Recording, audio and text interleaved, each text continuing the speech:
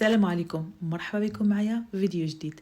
اليوم غادي نشارك معكم الصابلي بطريقه جديده جد مبسطه ومذاق كيهبل. المنظر راقي كما كتشاهدوا معايا. وبالنسبه لحلويات اللوز راه عندي في القناه، غنخليكم الروابط ديالها تحت صندوق الوصف. وبالنسبه للصابلي هذاك البياض اللي فوق منه الكركعه الذهبيه حتى هي عندي في القناه. وشوفوا معايا هذا الصابلي هذا، الطريقه ديالو جد مبسطه، المنظر ديالو راقي، والمذاق يا سلام ديال هبل كيجي غزال بزاف. بالنسبه لهذه بغيت نشارك معكم هاد الشده هذه بالنسبه للبلاطوس ديال الخطوبه، فكره رائعه بزاف بالنسبه للناس هيدا اللي عندهم الخطوبه، كتجي واحد الشده راقيه. هذوك الخويتمات ديال الخطوبه من بعد غنزيد لها شويه ديال الورد، كيتباعوا في التالي بالنسبه للناس اللي هنا في اوروبا، كاينين في اليكسبريس، كاينين في شين، وفي المغرب طبعا كيتباعوا بزاف موجودين. هنا عندي 6 ديال البلاطوس ديال الخطوبه، والسابع كان ابارتي. شوفوا هنا بالوريده كيف جات، يا سلام شحال راقيه.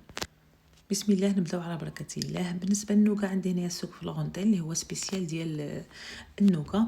عندي هنا اللوز كونكاسي، غادي نستعمل هنايا هذا المول هذا كما كتشوفوا المستطيل الصبلي اللي هو مربع. وبالنسبه للمكسرات كتستعمل اي مكسرات بغيتيها. انا عندي هنا 120 غرام ديال السكر و100 غرام ديال اللوز كونكاسي. بالنسبه للسكر كما كتشهدوا كيف عامل هذا السكر خاص ديال النوغا، يعني فيه كلشي ديالو. الاخت اللي شريته من عندها خليكم الرابط ديالها في صندوق الوصف. كنخلطوا هذاك السكر مع اللوز كونكاسي وكنعمروا المول ديالنا في فرن عندي مسخن على 160 درجه، وغادي نعملوه في الفرن حتى ياخذ اللون الذهبي. كنعمروا هذاك المول مزيان وكنضغطوا عليه وغنعملوه مفرن. بالنسبه لهذا الصبلي اخر عندي هنا خلط الزنجلان والزرع مخلطين مع بعضياتهم. غنستعمل هذا المول هذا. بعد ما طيبت النوغا المربعه وغنجوز نعدل الصابلي. عندي هنا 250 غرام الزبده على درجه حراره المطبخ، الزبده تكون حيوانيه من النوعيه الجيده. كاس من السكر كلاصي، جوج ساشي ديال الفلون، بيضه، وكاس ديال النشا او ميزيان. خلطت هذاك الزبده مع السكر كلاصي، جوج ساشي ديال الفلون، قبيصه ديال الملح، خلطتهم مزيان وضفت هنايا بيضه على درجه حراره المطبخ وغنخلطوهم مزيان. كما كنقول لكم دائما الصبلي نخلطوا المقادير في الاول مزيان قبل ما نضيفوا الدقيق. ملي كنضيفوا الدقيق فقط كنجمعوا باطراف الاصابع. هنا كنخلطوا هذاك كاس الميزيه، نجمعوا مزيان مع بعضياتو. كنبقاو نضيفوا على الدقيق شويه بشويه حتى يتجمع الخليط ديالنا باطراف الاصابع فقط، باش الصبلي ديالكم ما يتخسرش ويبقى مزيان في الشده ديالو. هنا كما كتشهدوا يعني هاد الصابلي هذا تقدر تستعملو في اي صابلي بغيتي انتينا بغيتي تقطعو او بغيتي تستعمل هاد الطريقه هذه اللي هي سهله، وكيجي الصابلي ديالنا غزال بزاف، لا في المنظر ولا في المذاق، والطريقه سهله. هنا غنشوف هاد المغل ديالنا كما كتشهدوا غارق. انا هاد المغل هذا كنستعملو بزاف الحلوه ديال الترن. غادي نعمروه ونخلي الخوح شويه، يعني غنفوت النصف ديال المول واحد شويه غنفوتو، غنضغط عليه. جبرت هيدا واحد الرضيمه عندي هي اللي جبرتها قدك المول، وبقيت كنضغط عليه مزيان وغنعملو في الفران فقط غير يتجمع هذاك النوغا ديالنا، فقط غير تتجمع. عاد تشهدوا معايا ان شاء الله. هنايا غير تجمعت وجبلت هذاك المول ديال النوغا، وغادي نعمرو بالعجين ديال الصابلي ديالنا 160 درجه. العافيه كانت 160 درجه. هنايا جبت هذيك النوغا المربعه، نخليوها حتى كتبرد وعاد كنزولوها كما كتشهدوا معايا. نخليها جانبا حتى نعدل الصابلي المربع. كتشوفوا هنايا هذه فقط تجمعت في الفران، وغنعمر العجين ديالي كما كتشهدوا. غادي نعمر ومن بعد نضغط عليه من فوقي بشي حاجه، يعني نفس الرضومه اللي ضغطت عليها في هذيك النوكه غنعاود نضغط في هذاك العجين ديال الصابلي وغنعملها في الفران. هنايا عملت لها خليتها هذاك 160 زدت لها 170 درجه وخليتها حتى طابت. هنايا ديك اللقطه ما تصورتش ملي كنت كنجبدهم، خليت الصابلي ديالنا حتى برد تماما وعاد جبدته. هنا اللي شفتوا الحلوه ديالكم القاعده ديالها يعني ماشي مقاده ماشي معوطه، كنشبر هيدا واحد الحكاكه وكنعوط لها القاعده ديالها باش كتجي مقاده ما كتبقاش معوجه. فقط الا شفتوا شي وحدين، انا بعض منهم بقاو لي هذا بحال معوجين واحد شويه وحكيتهم واحد شويه دابا الحكاكه باش يبقاو مقادين. هنا غادي ندوزو نعدلو هذاك الصابلي اللي مربع. هنا عملت قياس مدوبل باش نعدل جوج ديال الصابلي. هنا عملت نص كيلو ديال الزبده كما كتشوفوا. غنخليكم قياس في صندوق الوصف.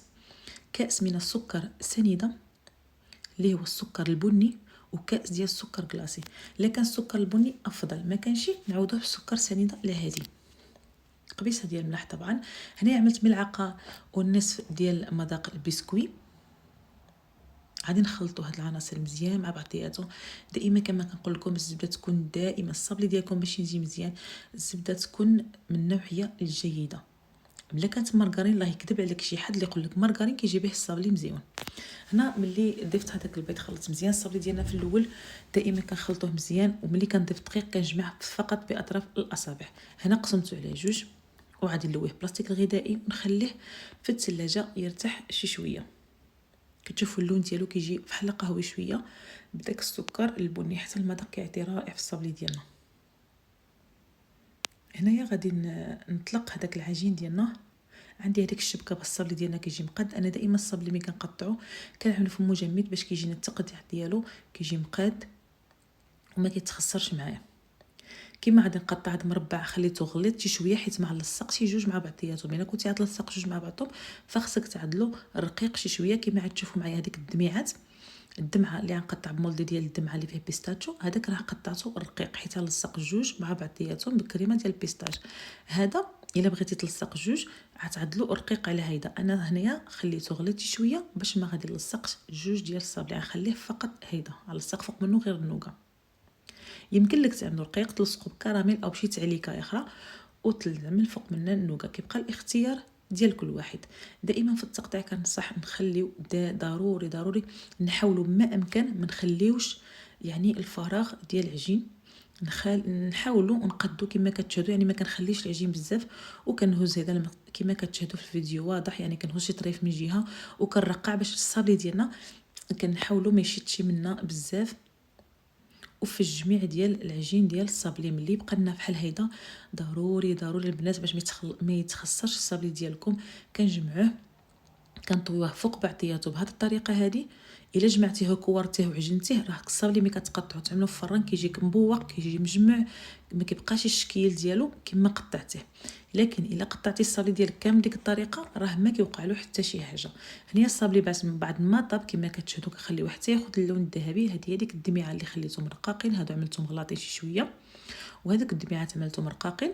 طبعا بنفس الطريقه قطعت الصابلي ديالنا باش نلصق جوج مع بعضياتهم، يعني خليتهم رقاق باش نلصق جوج مع بعضهم. هنا بالتزيين كيبقى اختياري. هنا خلطت هذيك الحجيرات كما كتشاهدوا اللون الحاصي مع الذهبي.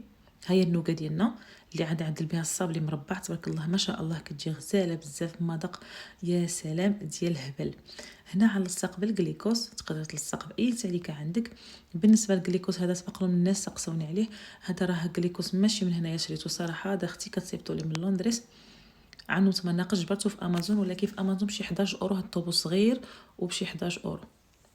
هنايا كنلصق هذاك النوغا في الوسط وكنعمل شويه ديال الجليكوز في القنت الفوقاني والتحتاني وكنلصق الحجيرات. كيبقى فقط اختياري، يعني التزيين كيبقى حسب الاختيار ديال كل واحد. تقدر تكتفي غير بالنوغا في الوسط وتخليها جانبا حيت هادشي هذا راه كياخذ الوقت البنات، كياخذ الوقت بزاف التزيين هذا، يعني حسب الخدمه اللي غادي تخدم سواء الدار ديالك او الطلبيه. هنا بعد يعني وريتكم الطريقه بشويه ومن بعد فرقت هذاك الصابلي فوق سطح العمل وعملت كليكوس في الوسط وبقيت كنلصق النوغا ديالنا في الوسط وعاد نبقى التزيين ديال الحجيرات. فقط كيبقى اختياري، لكن الشكل ديالو تبارك الله ما شاء الله كيجي راقي بزاف. والمذاق يا سلام، داك الصابلي كيجي داك السكر ديال السكر البني كيجي واحد المذاق فيه يا سلام، واحد القرمشه كما كنخلطوا السكر كلاصي والسكر سنيده راه كيدي واحد القرمشه رائعه. كتشوفوا ما شاء الله هذاك النوغا راه كتجي شي حاجه طوب وسهله، بالاخص الناس اللي كيكونوا مزروبين او عندهم شي كميه كبيره ديال الخدمه. هاد النوغا صراحه راه كتسهل علينا بزاف والمذاق ديالها يا سلام شي حاجه اللي هي طوب. بالنسبه لهاد الدميعات ديال البيستاش اللي غادي نعمرهم كما شاهدتوا معايا راه رقاقين عدلتهم. كنخلي ديك الشبيكه يعني التزيين ديال الشبيكه كنخليه في الوجه ديال الصابلي ديالنا، والجهه اللي كتكون ملسه كنخليها من داخل. هنا عمرتهم بالكريمه ديال البيستاش. الصراحه هذه كانت عندي مشريه يعني ما عدلتها شي، ما كانش عندي الوقت باش نعدلها فقط شريتها. كنعمر الوسط بالكريمه ديال البيستاش حتى كنسالي هذاك الصابلي كامل، غنساليه تنعمرو كامل عاد غنجوز للتزيين. هاد الصابلي هذا الطريقه ديالو سهله كما شفتوا معايا والمذاق ديالو يا سلام كيجي راقي بزاف وكيجي واحد القرمشه فيه. والصابلي ديالنا باش كيجي مقاد ويجي متقون، انا كنقطعو دائما، كنقطع كنعمل في مجمد وكنجبد عاد كنقطع باش الصابلي ديالنا يجي متقون.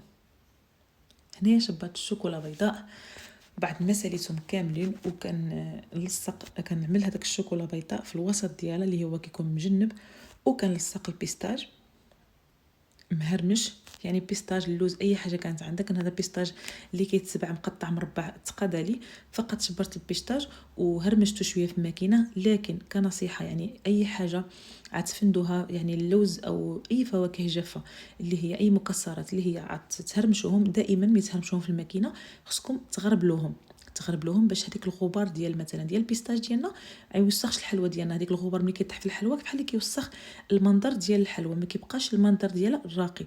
دائما نغربلو هذاك المكسرات، مثلا هنايا البيستاج بعد ما هرمشته غربلته مزيان وغير هذاك الفوقاني هو اللي كنزوقوا به الحلوى ديالنا. بعد ما ساليتها كامله كتشهدوا معايا الشكل ديالها كيجي راقي بزاف، مذاق ديال الهبال. الطريقه يعني جد مبسطه ومذاق كيجي غزال بزاف والمنظر راقي. بالنسبه للحلويات ديال اللوز هادو اللي كتشهدوا معايا راه كاملين عندي في القناه، غنخليكم الرابط ديالها في صندوق الوصف. كنتمنى منكم التشجيعات ديالكم، ما تنساوناش البصمه ديالكم والتعليقات اللي كتشجعني. بارطاجيو الفيديو مع الحباب والاصدقاء. كنتمنى فيديو اليوم ينال اعجاب ديالكم. هنايا بعد ما ساليت هاد الصينيات كاملين شبرت ولويتهم مزيان ببلاستيك الفيلم، جبدته مزيان، عاد عملت داك السينتا اللي كيجي يعني وحلصته في الوسط، وعملت لها هذاك الخويتمات في الوسط والورد. بالنسبه للسا ديال البانديخه تنافها بعضياتهم، هادو كاملين كانوا ديال الخطيبه، وحده هذيك بوحديتها كانت طلبيه بوحديتها. بالنسبه للبلاطو ديالنا اللي هذا كيجي ملوي فقط كفكره بغيت نشاركها معكم، صراحه عجبتني بزاف، بغيت نشاركها معكم هذا. واخا ما تكونش الا كانت الخطيبه يعني تعملوا داك الخويتمات، ما كانتش الخطيبه كتسمع داك لاصو في الوسط يعني بداك الرضا كيجي الطبق ديالنا، يعني البلاطو كيجي راقي، سواء ديتيه في يدك هديه اولا كانت عندك شي مناسبه. تعمل غير ديك الورد في عود الخواتم، كتعمل غير الورد بوحديته. كنشكركم بزاف، نتلاقاو في الفيديو القادم ان شاء الله.